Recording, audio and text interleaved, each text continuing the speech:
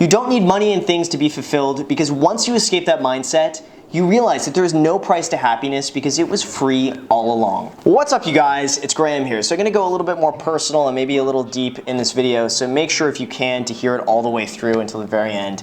Also, make sure to smash that like button because according to statistics, just me mentioning smashing that like button is going to increase the likes by like 30%, believe it or not. So just me talking about this, the likes are gonna go up, so like if you keep smashing that like button, it would be greatly appreciated. So anyway, hear this through, but every single time I make a video about saving and investing, I get the same sort of comments over and over and over again, and that's, you can die tomorrow, you could get hit by a bus an hour from now, you should spend your money now and enjoy it because you could be dead tomorrow. Even my friends are somewhat the same way.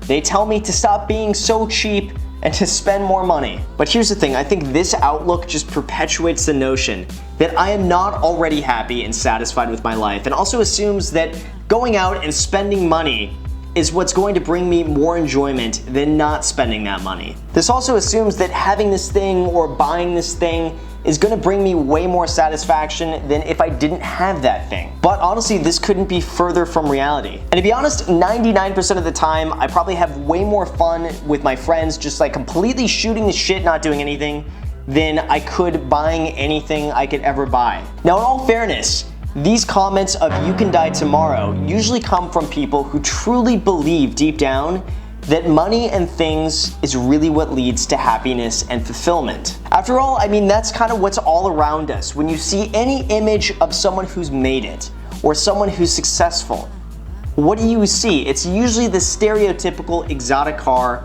house in the hills, all these really fancy things. That's what we've been fed for such a long time. And for almost everyone, including myself, because I'm not exempt from this, we're seeking some sort of external validation that we can quantify and measure, which is usually by things and money. And usually the notion that money is the solution to a greater quality of living and a greater happiness and a greater satisfaction is really just a temporary band-aid on the belief that you need these things to be whole and you need these things to be happy. And it's the reliance on these sort of things to be happy that can really end up holding you back long term. And this is what I see as being the problem. And the thing is, spending money doesn't necessarily equate to more enjoyment. Going and using and spending money just because you could die tomorrow is really just saying to yourself, I need all of these things and I need to spend money in order to enjoy myself as a person.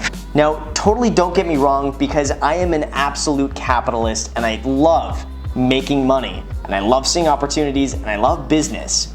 But once you get beyond the bare essentials of like food, water, shelter, whatever the bare minimum is that you need to survive, everything else after that is really just some arbitrary number that you attach some like random sort of value to it. Once you have the bare essentials, that's really all you need. Then it becomes more about not being a slave to things, but really doing things just because you enjoy them, because it brings passion and it brings excitement and it brings meaning into your life. And when you start seeing it like that, money is more so like a strategic game that you can use as a resource to bring out those creative passions and enthusiasms that you have. It's less about making money to buy something as it is using that money as a tool just for self-expression. This also gets a lot more interesting when you start learning about the hedonic treadmill. It's a tendency in humans to return to whatever their baseline happiness level is, no matter what life throws at your way, whether it's positive or negative.